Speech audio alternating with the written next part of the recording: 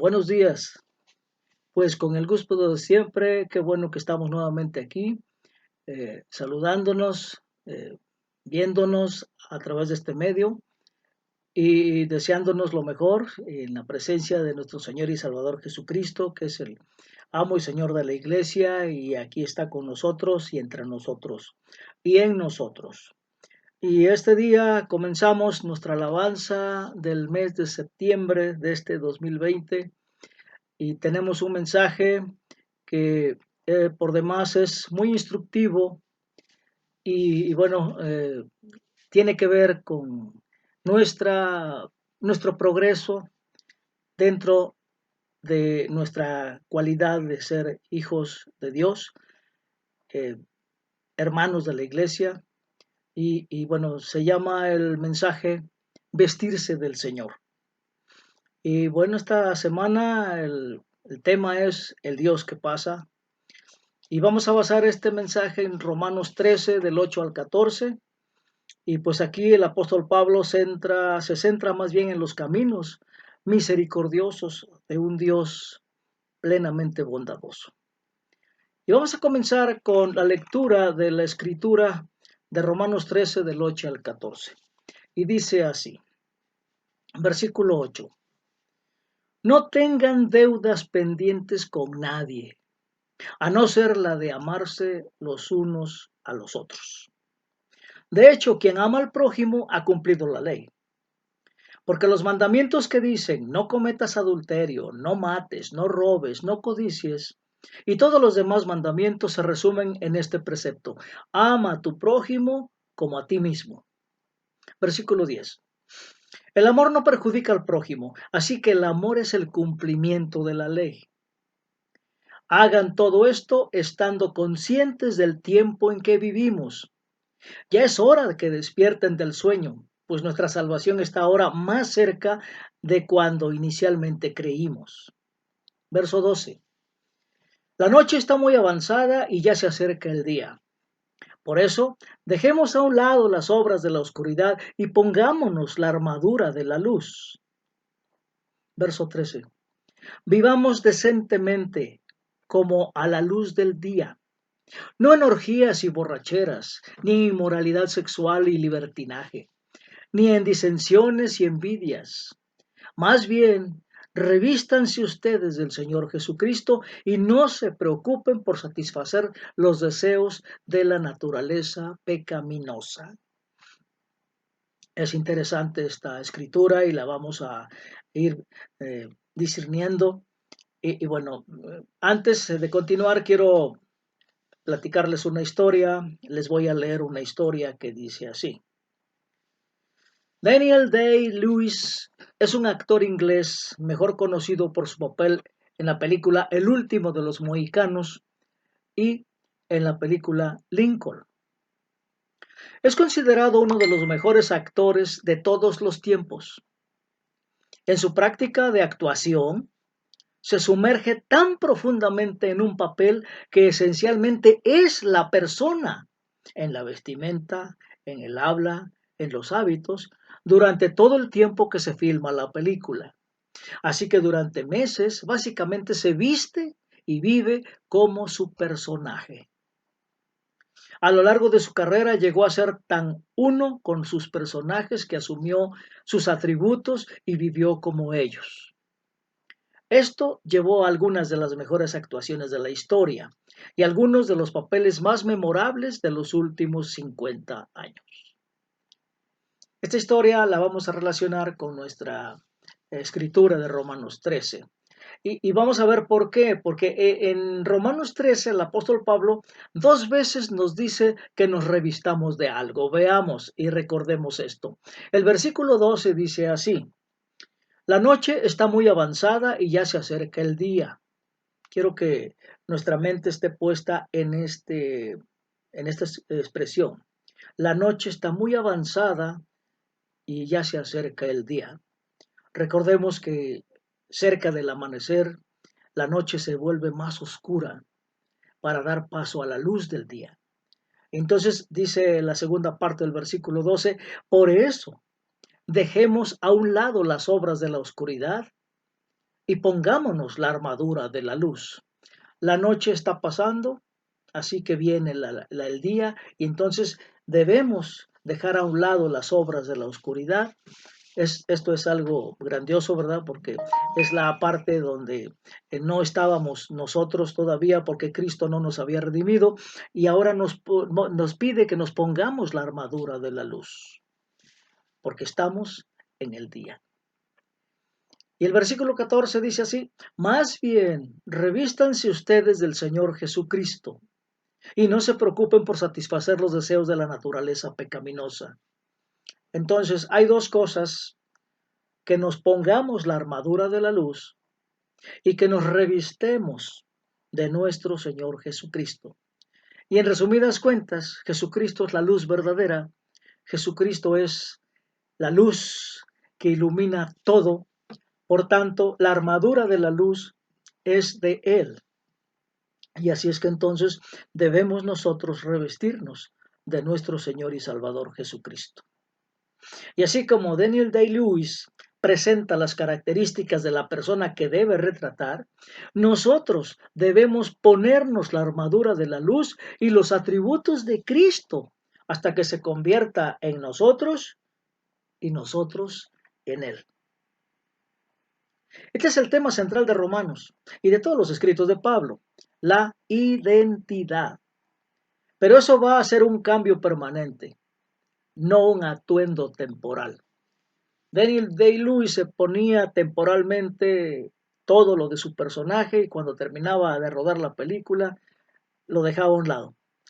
Pero la vestimenta que Pablo nos dice que nos pongamos, o sea, la armadura de la luz y los atributos de Cristo, esos son un atuendo para siempre, permanente. Ahora veamos nuestra identidad en Cristo, como se describe en Romanos 13. Pablo describe nuestro cambio de posición con Dios llevándonos a nuestro cambio en el carácter. Como Dave Lewis con su increíble carrera como actor, así nosotros debemos también revestirnos de Cristo y ser Cristo. Y bueno, nuestro mensaje de hoy consta de tres aspectos de nuestra identidad. Vamos a verlos. El primero es los términos de la salvación. El segundo es el tiempo de la salvación. Y tercero, la tarea de la salvación. Pero antes vamos a necesitar discutir la palabra salvación. ¿Qué es salvación? Para Pablo y los demás escritores del Nuevo Testamento, la salvación no solo se refiere a la discusión transaccional de ir al cielo o al infierno. La salvación es un proceso de por vida que involucra nuestro cambio en los niveles ético, moral, emocional y espiritual. Así es que no es nada más, ¿sabes qué? Te portas bien y te vas al cielo, no. O te portas mal y te vas al infierno, no. No, eso es algo que, pues, aunque está por ahí eh, incluido, lo importante de la salvación es que es un proceso de por vida, que indica cambios, principalmente, como ya lo dije, en niveles ético, moral, emocional y espiritual. Y la salvación obra a través de nosotros durante años y va a culminar en nuestra unión con Cristo después de la muerte o en su regreso. Cuando entendemos la salvación como esta comprensión holística y tridimensional, nos ayuda a que el Nuevo Testamento y la vida misma tengan más sentido.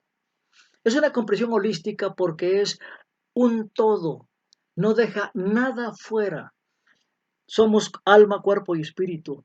Bueno, pues la comprensión de la salvación implica alma, cuerpo y espíritu. Es tridimensional porque implica nuestra persona, nuestro ser humano. Y bueno, pues todo lo que nos vaya llevando a ser como Cristo, pues es importante porque abarca todos los aspectos de nuestra vida. Vamos a entonces a ver el primer aspecto que se llama los términos de la salvación. Encontramos la escritura que nos apoya en Romanos 13:8. Ya la leímos, vamos a volver a leerla. Dice, no tengan deudas pendientes con nadie, a no ser la de amarse unos a otros. De hecho, quien ama al prójimo ha cumplido la ley. Entonces, imagínense, Dios nos dice que no tengamos deudas con nadie. Solamente la deuda de amarnos los unos a los otros. Y además es un mandamiento. Y además, con el Espíritu Santo en nosotros, entonces esta deuda se paga fácil.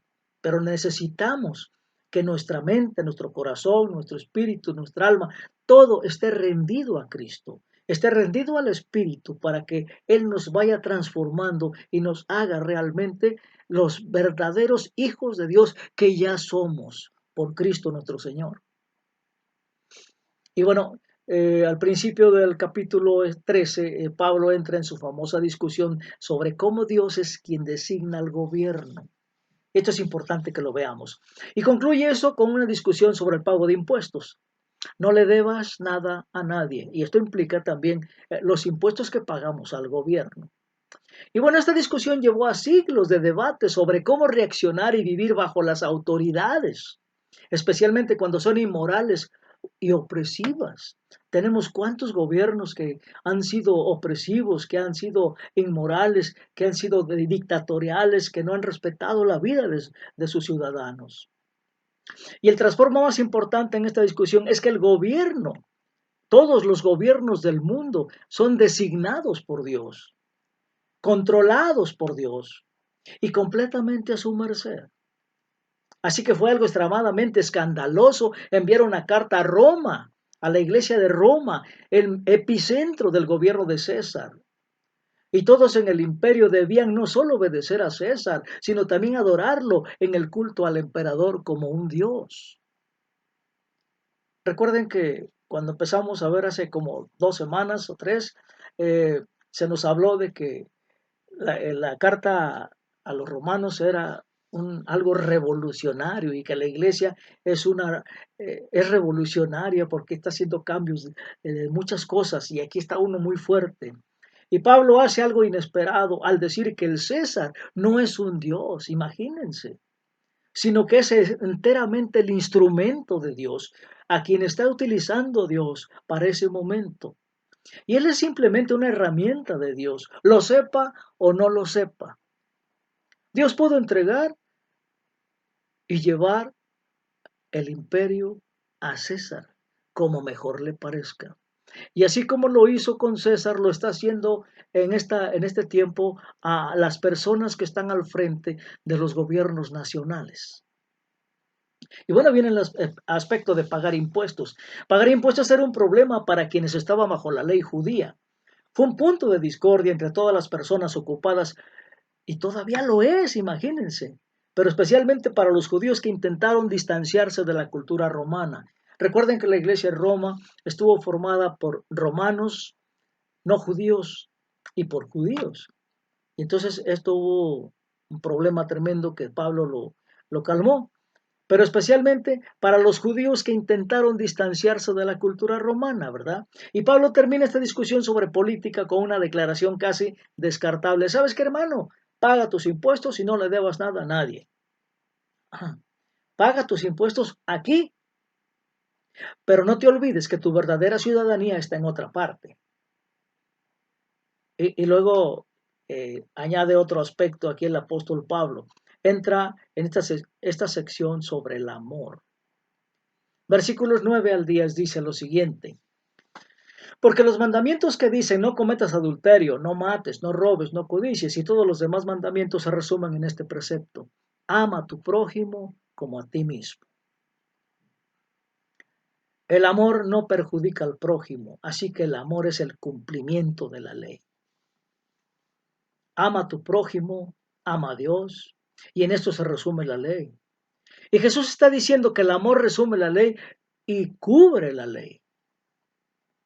Y recordemos que Jesús vino a cumplir la ley. Así que Pablo continúa, sutilmente socavando la autoridad romana y el culto del imperio. No se nos olvide que uno de los títulos que le dieron a César fue Señor y a veces llamándolo Señor de señores. Y Pablo termina esta sección reiterando el título completo. Él dice, el Señor de señores es el Señor Jesucristo y nadie más.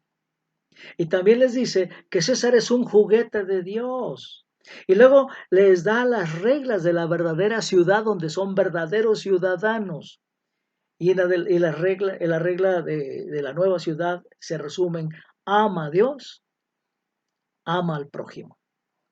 Jesús dijo que los dos mayores mandamientos son estos: amar a Dios y amar a los demás. Y esta es una discusión sobre nuestra identidad en Cristo. Fíjense cuántos aspectos está tocando. Pablo toma los pilares de sus vidas, el imperio romano y la ley judía, y le está hablando a la iglesia de Roma, y dice que Jesús es más grande, más fuerte y mejor que estas cosas. Son solo instrumentos en las manos, en sus manos de Jesús, llenas de cicatrices.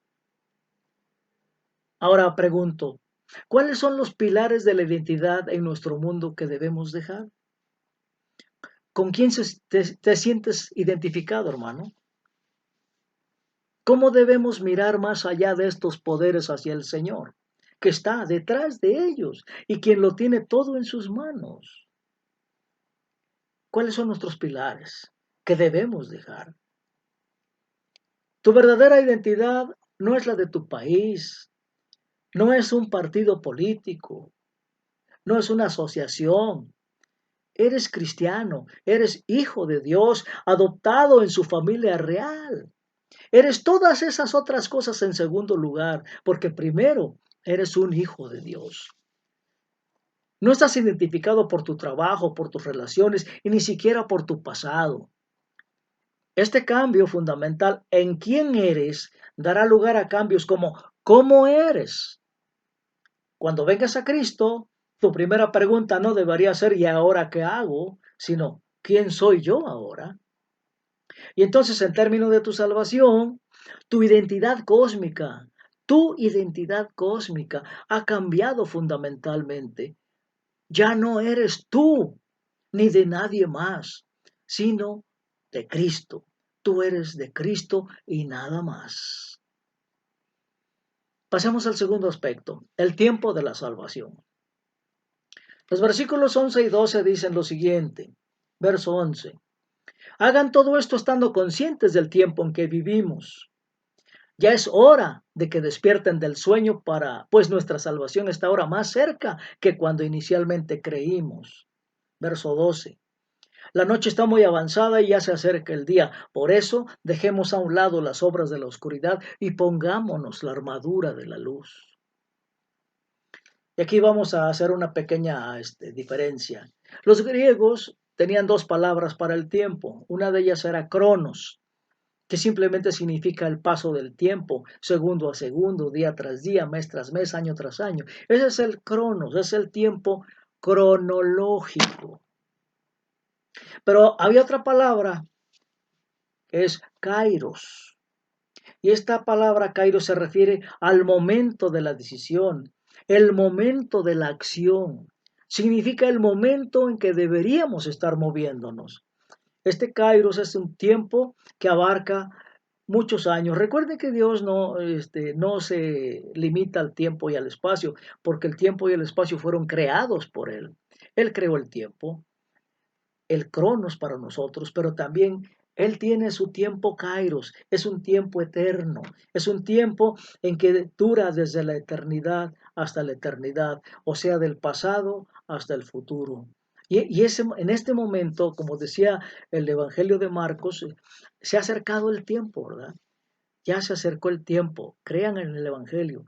¿Desde cuándo está ese tiempo? Desde que lo escribió Marcos y todavía hoy sigue siendo ese tiempo, ese kairos. ¿Por qué? Porque debemos creer en el Evangelio, porque el tiempo se ha cumplido. Y esta palabra es la que usa Pablo aquí. Hacemos un cambio, hagan todo esto estando conscientes del kairos en que vivimos. ¿Sabes? Que este es el momento de actuar. Es el momento de ponerte en marcha. Entonces, conocer a Cristo no solo ha cambiado nuestra identidad, Él ha cambiado nuestra línea del tiempo. La noche se ha ido, el día está cerca. Ya se anuncia. El reino está aquí ahora y a la vez está en el camino. Ya lo es, pero todavía no. Pablo entonces los estaba llamando para que se dieran cuenta de que incluso Roma no duraría para siempre. El Señor mismo está a cargo de los tiempos y estamos en el tiempo de la promesa y esperamos que la promesa también se cumpla, ¿o no, hermanos? ¿Qué significa que incluso el más poderoso e imponente de nuestros logros, nuestras pruebas, nuestras tribulaciones, nuestros títulos, es temporal? ¿Qué significa eso? El tiempo es de Dios. El tiempo lo creó para nosotros. Él es eterno. ¿Y cómo podemos despertarnos a esa realidad, al hecho de que el momento, el Kairos, es ahora y no en algún lugar lejano? Cuando abrimos los ojos y vemos que Cristo nos llama, es el Kairos, es el momento preciso de ponernos en camino, de actuar, de hacer las cosas. Hermanos, están haciendo estas cosas porque este es el momento, este es el tiempo adecuado, este es el día preciso, este es el Kairos de cada uno de nosotros. Así que, hermano, despierta. Vives como un hijo de Dios en un mundo que pasará cuando su reino esté completamente establecido. Él ya es el Señor y vivimos en el tiempo entre la primera y segunda venida de Él. Y esto nos lleva al tercer punto, la tarea de la salvación. Romanos 13 del 12 al 14 lo leemos nuevamente. La noche está muy avanzada y ya se acerca el día. Por eso, dejemos a un lado las obras de la oscuridad y pongámonos la armadura de la luz. Verso 13, vivamos decentemente como a la luz del día. No en orgías y borracheras, ni inmoralidad sexual y libertinaje, ni en disensiones y envidias. Verso 14, más bien revístanse ustedes del Señor Jesucristo y no se preocupen por satisfacer los deseos de la naturaleza pecaminosa. Así que la salvación trata acerca de nuestro cambio de identidad. El tiempo de la salvación es ahora, llamándonos a despertar porque ha amanecido. Algunos nos amanece antes, algunos después, pero para cada uno de nosotros es el tiempo, es el día, es el Kairos. Y entonces nos llama a despertar en ese momento y decirle, sí, Señor, aquí estoy. Como decía Samuel, heme aquí, tu siervo escucha. Y llegamos a la tarea de la salvación. Llegamos a la tarea de la salvación. Hicimos el quién y el cuándo. Y ahora llegamos al qué. Siempre a veces nos ponemos nerviosos cuando tenemos tarea y cuando se trata de nuestra fe, también porque suena a obras, hay que hacer algo. Y nos preocupa que nos estemos refiriendo a abrirnos camino al cielo por nosotros mismos. Pero ya hemos pasado eso. Nuestra identidad cambia por nuestra fe y conexión con Cristo. Y nadie puede cambiar eso. Estamos invitados a vivir una vida mejor y más profunda de conocer a Cristo. Recordemos Juan 10:10 que dice, yo he venido para que tengan vida y la tengan en abundancia. Así que Jesús nos llama a esta vida, hermanos. Él sabe cómo funciona la vida y cómo funcionan los seres humanos mejor que nosotros mismos, porque Él fue humano, pero Él fue sin pecado, Él venció, Él llevó la maldad de nuestra humanidad y la dejó en la cruz. Y cuando emergió de la tumba, emergió como un ser perfecto, un ser eterno, un ser humano completamente distinto, una nueva humanidad, una nueva criatura, como dice la Escritura. Él se volvió como nosotros para que nosotros pudiéramos llegar a ser como Él. Él se vistió de pecado y pérdida, incluso se vistió de muerte, para que nosotros pudiéramos vestirnos de Él. Amén. Así que a medida que actuamos como Él, nos volvemos más como Él. Pero no se trata de ganar la salvación, esa ya está ganada por Él. Se trata de experimentar la vida más profunda en Cristo. Hermanos, ¿cómo vive Cristo? ¿Cómo vive en comunión con Padre y Espíritu Santo? Y como humano, ahí estamos nosotros. ¿No se ha dado cuenta, hermano, cómo se ve usted o cómo te ves tú, hermano o hermana? ¿Cómo te ves en la Trinidad? ¿Cómo te ves en la relación perfecta con Padre y Espíritu Santo, porque estás en Cristo. Hermanos, así es que pidámosle a Dios que nos ayude a revestirnos del Señor Jesucristo. Oremos. Padre bendito, te damos gracias por este conocimiento tan hermoso, por esta gracia tan grande que nos das. Gracias por todo ello, gracias por llenarnos de ti, gracias por amarnos, gracias por humillarte y hacerte a la altura nuestra en cuestión de ética, moral y todo lo demás, que te has unido a nosotros en nuestra pérdida, en nuestra caída, y nos has dado la gloria, nos has dado el galardón, nos has dado el sentarnos en tu reino contigo, Señor. Gracias por ello. Gracias por el amor tan inmenso con que nos amas. Gracias, Señor, porque nos amas demasiado y porque todos los días contamos contigo, porque tú eres eterno. Gracias por ello y nos ponemos en tus manos sabiendo que estamos seguros en ti y que podrás llevarnos completamente a que se cumpla el Kairos que nos has dejado, Señor. En el nombre de Cristo te damos gracias, Padre, y por el poder y la transformación del Espíritu Santo en nosotros. Amén.